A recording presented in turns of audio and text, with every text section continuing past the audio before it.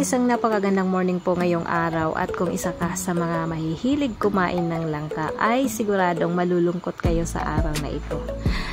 Yes guys, ngayong araw ay puputulin na po yung langka namin. Ayun o, ang dami pa namang bunga, nakakapanghinayang talaga. At kagaya namin na sobrang mahilig kumain ng langka, ay talaga naman nakakalungkot nga namang isipin. Bukod kasi sa maraming bunga ang langka na to ay napakatamis po siya pagkahinog po. Kaya talagang nakakapanghinayang po. Ayan, tuluyan na po siyang naghiwa-hiwalay. At saka yung mga bunga na yan ay malapit ng mahinog. At ayan na po, napachenso na po namin. At tuluyan na po talagang nawala. Kasi po naman ang ano niya pwesto ay nasa malapit sa gitna, sesemento na po yung harap ng bahay. At ito po yung lawak niya, 19 meters po yung haba at 6 meters naman yung lapad. At ayan na po, dumating na po yung mga material na order at bali 30 bags na semento po yung in-order namin ngayon at 20 pieces naman na bakal. So ito po yung lapad ng sesementohin yan. Ayan, yan po yung harap ng bahay. At ito naman yung in-order namin na buhangin, yung pino po. Bali, 1.5 po yung bayad ng isang load. Ayan.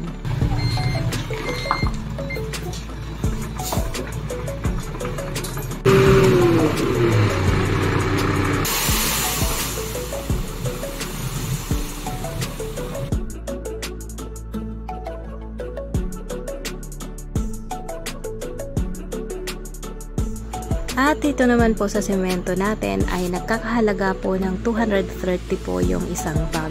So 30 bags po yung in-order namin at ayan po nilagay po namin dyan kasi paulan-ulan na rin po dito sa Ilocos Norte. At meron po tayong 30 pieces po na steel bar na nagkakahalaga po na 150 po ang isa. So ito naman po yung pangalawang load ng buhangin na may halo pong mga bato.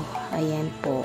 So, 1,500 po yung isang load na ganyang kalaki pong truck.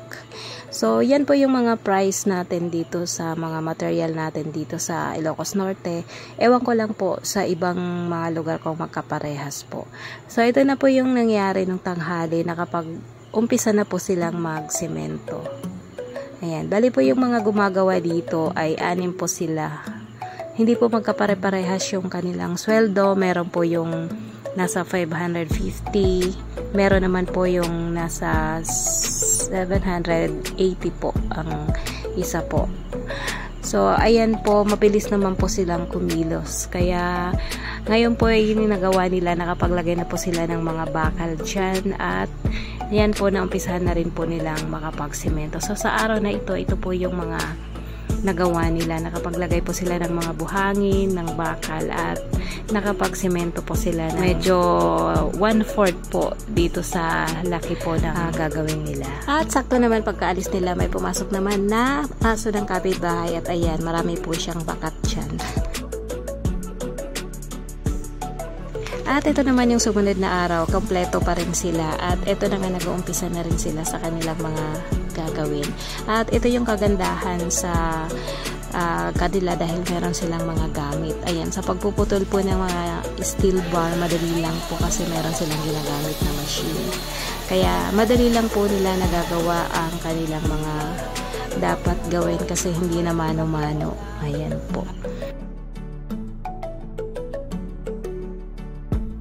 At ito naman si Kuya ay naghahalo naman ng semento at buhangin.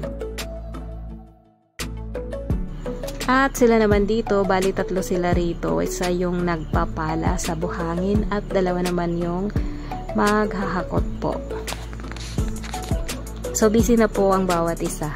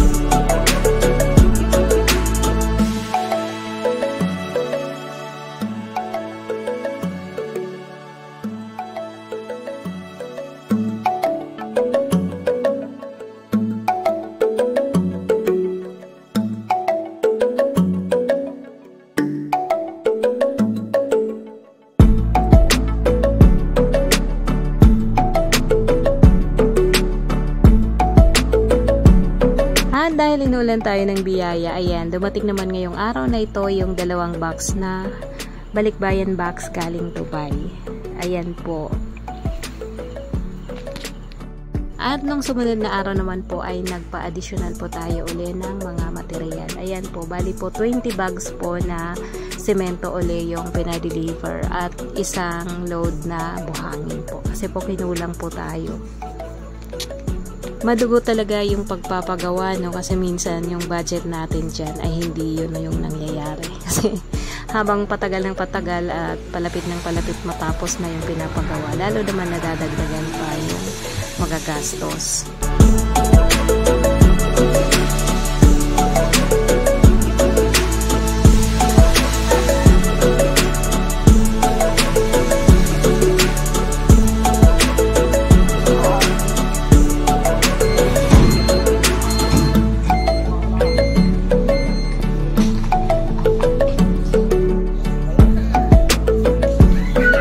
So, ngayong araw naman, yung dito naman sa may bandang kabila ang gagawin nila. Kasi dito sa may bandang gitna, bali lalaktawan muna nila para meron dadaanan.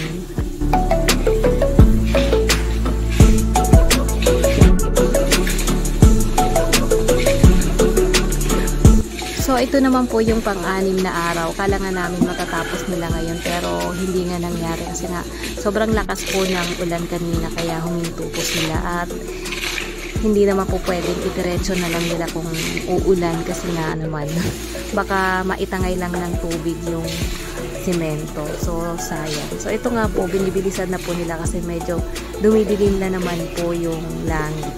Ayan. At ito po yung pang-anim na araw nila.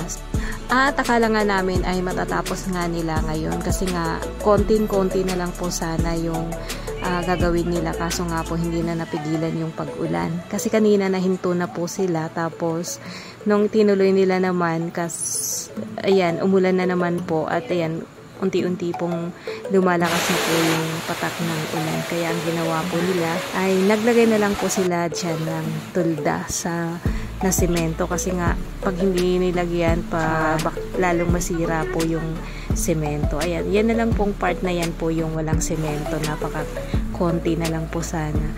So, ito po yung nilagyan nila ng tulda. Yan po. Ayan. Ayan. Sobrang lakas po dyan ang ulan. So, aabot po ng mga 7 araw po bago matapos kasi nga po ulan ng ulan.